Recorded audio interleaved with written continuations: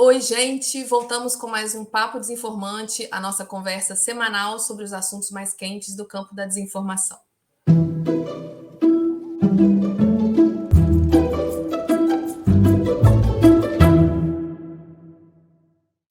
O Procurador-Geral da República, Augusto Aras, mandou que seja aberta uma investigação por apologia ao nazismo contra o deputado Kim Kataguiri e o youtuber Bruno Ayub, o Monark. Até anteontem, né, apresentador do podcast Flow. O Flow é um dos mais populares da internet. Pelo menos 29 episódios foram retirados do ar a pedido dos entrevistados. A gente falou aqui semana passada sobre aquela polêmica do Neil Young, do Spotify, sobre desinformação nos aplicativos de áudio. O que esse caso, esse episódio do Monark agrega ao debate, João? Pois é, Ana, eu acho que ele agrega alguns pontos importantes. O primeiro é a gente olhar para a questão da liberdade de expressão, entender que ela não é um direito absoluto, como não existe nenhum direito absoluto, especialmente quando ela colide com outros direitos das pessoas, quando a gente está falando de direito à dignidade da pessoa humana e outros direitos ligados, inclusive, à vida, quando a gente está falando de uma coisa tão grave quanto o nazismo. E ela colide, às vezes, com a própria liberdade de expressão. A gente tem falado como existem duas dimensões na liberdade de expressão, uma dimensão individual e uma dimensão coletiva. Quando alguém usa a sua dimensão individual para promover desinformação, por exemplo, ele está afetando o direito das outras pessoas em receber informações confiáveis para que ele possa participar da vida social, da vida política do Brasil. Então, a primeira coisa, acho que é sobre liberdade de expressão. A segunda é mostrar o tamanho do absurdo que chegou a essa dimensão de entender a liberdade de expressão como algo absoluto, a ponto de alguém fazer defesa e algo que alguns estão lendo como uma apologia ao nazismo. Há uma série de... O debate sobre liberdade de expressão tem nuances, e acho que tem juristas, inclusive, respeitados, que divergem se houve ou não apologia ao nazismo, mas eu acho que é importante a gente entender o seguinte: se tem um limite claro na liberdade de expressão, é o limite de que você não pode incentivar e gerar um tipo de discurso de ódio que gera um incentivo à violência ou um incentivo a práticas, no fundo, intolerantes, que colidem totalmente com a ideia de democracia. Eu acho que isso tem sentido porque, se a gente olhar para a liberdade de expressão, para os discursos, eles não são apenas palavras ao vento, eles são convites, eles são posicionamentos, eles estimulam coisas. Vocês imaginam se a gente estivesse falando de que a apologia ao nazismo só é feita se você pratica um ato nazista. Na prática, se você está fazendo apologia, se você está, de certa maneira, estimulando que um movimento intolerante se organize, no meu ponto de vista, você tem realmente uma coisa, um crime, e é grave, e acho que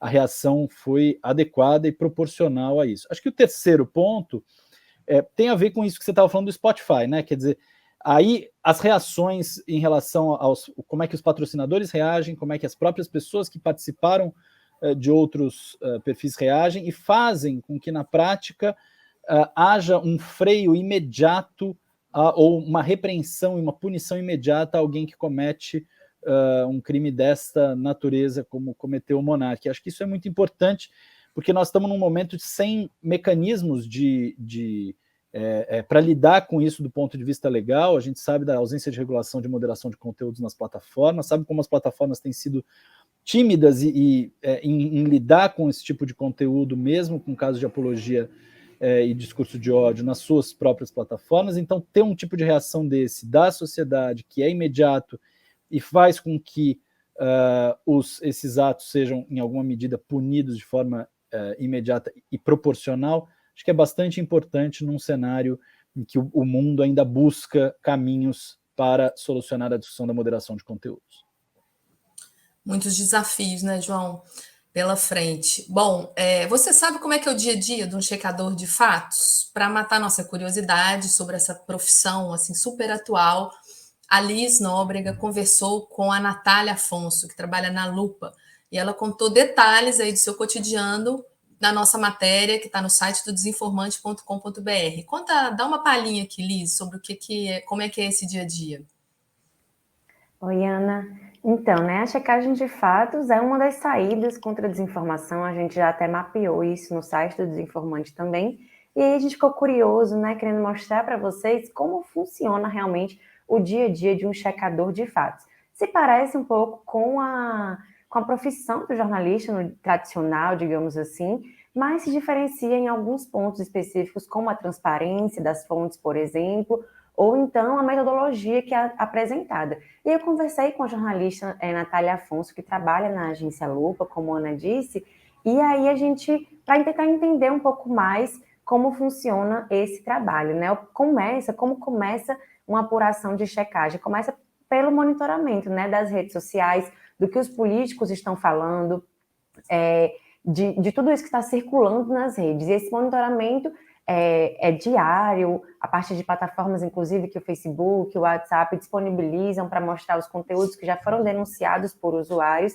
E aí, a partir disso, o jornalista escolhe aquilo que é passível de checagem, porque é importante a gente frisar que nem tudo pode ser checado. Opiniões, futuros, conceitos amplos não podem ser checados. E aí, quando o jornalista escolhe aquilo que vai ser checado, né, parte para a apuração, que é esse contato, essa busca por dados públicos e informações oficiais para contrapor, né, com as declarações realizadas e aí chegar ao entendimento se aquilo é fato, fake, se é algo exagerado, subestimado, enfim.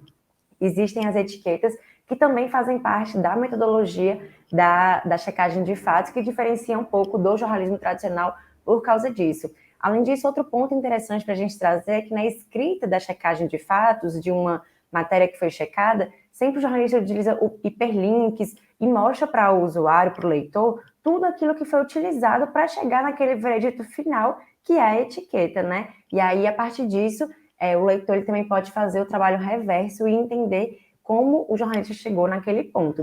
E também, claro, né, tem que ressaltar que o trabalho da checagem de fatos não termina no texto publicado, porque o fact-checking tem esse ponto interessante de sempre estar muito aberto às mudanças, a revisões e correções, caso necessário. Então, é uma busca para tentar encontrar, né, o que se chama de verdade dos fatos, as verdades, os fatos oficiais, os dados públicos, e tentar contrapor isso para tentar diminuir o número de desinformação que circula na internet. É um trabalho bem interessante, né? Um material completo está lá no site do Desinformante. Legal, Liz.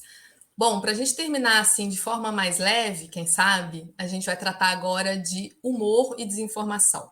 A nossa coordenadora acadêmica, Nina Santos, ela fez uma revisão de artigos que tratam dessa dobradinha e vai adiantar aqui para a gente algumas coisas. A matéria dela entra amanhã no site, no desinformante.com.br. Nina, afinal, o humor, ele pode desinformar? Então, Ana, assim, é mais leve, mas nem tanto, porque as relações entre humor e desinformação, elas também são bem complexas, né? Como o João estava falando sobre o caso Monark, eu acho que um primeiro ponto que a gente precisa estar atento é que as formas de se expressar, os discursos que circulam em qualquer ambiente social e também nas redes sociais, eles têm impactos muito concretos na vida das pessoas, né? Então, com essa multiplicação dos lugares de sociabilidade, de comunicação, muitas vezes a gente vê as pessoas fazendo discursos que muitas vezes podem ser desinformativos ou podem atacar determinados grupos sociais e dizendo, mas é só uma piada, mas não, ninguém hoje tem mais humor. Então, assim, é claro que o humor ele precisa existir, ele tem um papel muito importante, inclusive historicamente o humor tem um papel de contestar, né, as elites, contestar o status quo. Então, a gente precisa também lembrar desse papel, digamos assim, transformador que o humor pode ter. Mas, por outro lado, ele é um ato político, né? Não faz sentido separar humor e política. Então, precisa entender quais são os efeitos de determinados tipos de humor, determinados tipos de piada, especialmente numa era em que esse humor ele ganha novas formas, né? E ele circula em outra velocidade.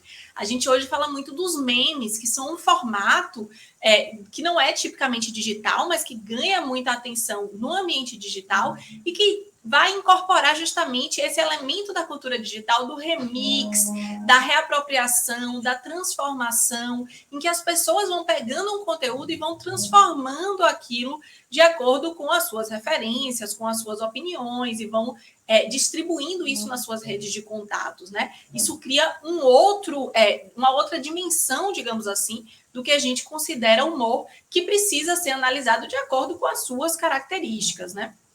Então, o que os estudos mostram, assim, eu tentei levantar, obviamente, Tem muitos estudos sobre isso, apesar de ser um dos temas menos estudados da comunicação política, mas tem bastante estudo sobre isso, tanto no Brasil quanto no âmbito internacional.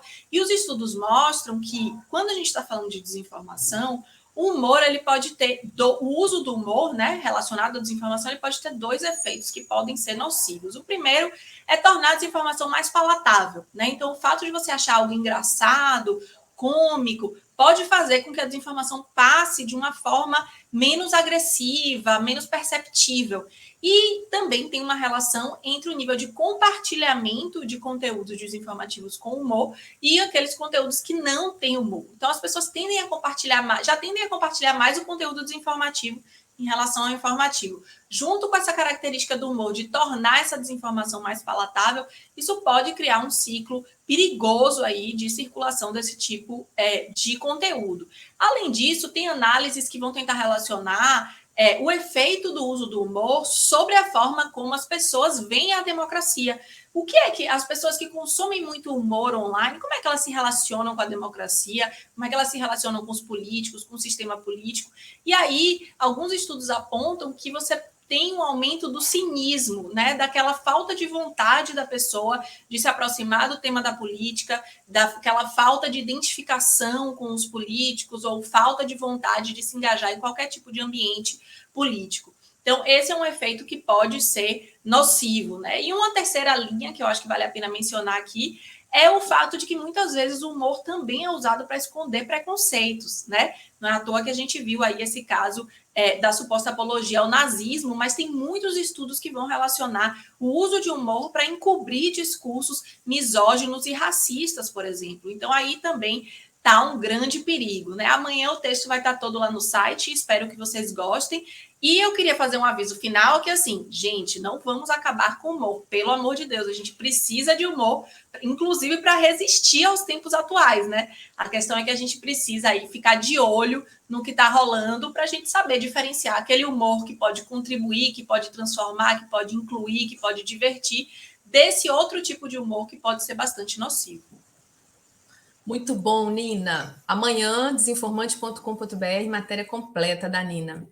Bom, gente, por hoje é só. Muito obrigada pela audiência, por nos acompanhar até aqui. Não se esqueçam de ativar o sininho para receber aí as notificações. No Twitter a gente é DesinformanteBR, no Instagram também DesinformanteBR. Até a próxima e tchau!